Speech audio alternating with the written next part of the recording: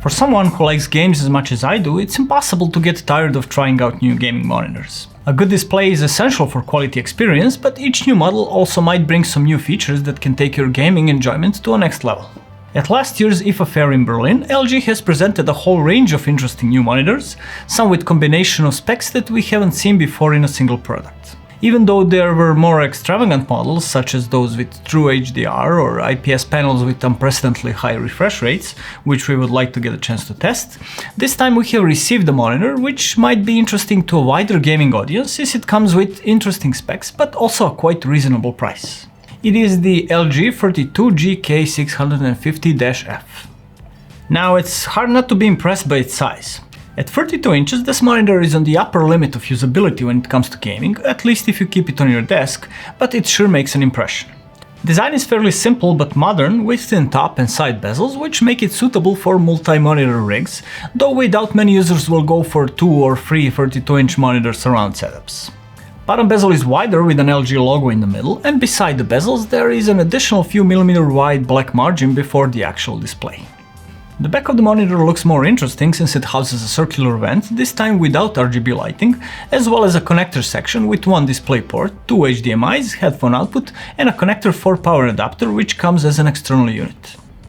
Even on its TVs, LG likes to be very current when it comes to connectors, so on this monitor we see HDMI version 2.0, which allows you to use the monitor via HDMI with no limitations when it comes to resolution and refresh rate. The stand is a usual V-shaped solution with red details and an attachment on the back side for cable management, which can also be used as a headphone stand. As for ergonomics, you can adjust the height, tilt, rotation and pivot the panel. Apart from the pivot, other adjustments will be useful when trying to put a large screen like this in an optimal viewing position. Apart from the stand mechanism, everything else on this monitor is made of plastic, though it does give an impression of a well-made product, which is something we certainly expect from LG. Monitor control is done via a mini joystick located on the other side, beneath the logo, which combined with a very well-designed menu offers a very quick and easy adjustments. Besides using one of the image presets, you can also make detailed color temperature and color channel adjustments, activate dynamic contrast, select one of confusingly named gamma presets, or activate one of gaming-specific options like displaying one of 4 different crosshairs, or adjusting the black stabilizer function, which raises the black level in games so that you can spot enemies hiding in the shadows more easily. At 32 inches, you do need a high resolution so that individual pixels wouldn't be so large that they become clearly visible at a normal viewing distance. Therefore, 32K650 comes with a QHD resolution and 2560 by 1440 pixels, which gives you a high enough pixel density and sufficiently sharp display. In games, this resolution also offers noticeably more details than Full HD, which results in a better visual experience. The difference is most visible in the form of more detailed textures or when spotting small objects or enemies at a distance. There is a downside to a high resolution though, as it raises the hardware requirements, so in order to use this monitor to its full potential, you will need a graphics card capable of delivering good enough performance.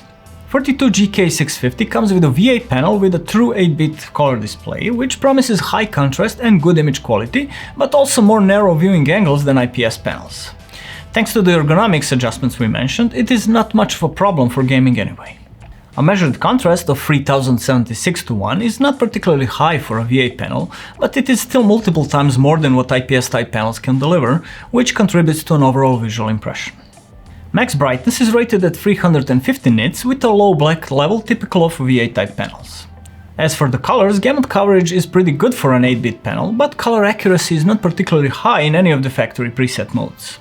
Even though this is a gaming monitor, it is still strange that LG decided to include 5 profiles, 4 gaming and 1 reading, and not include at least sRGB or a similar profile intended for a more professional use with a more accurate display.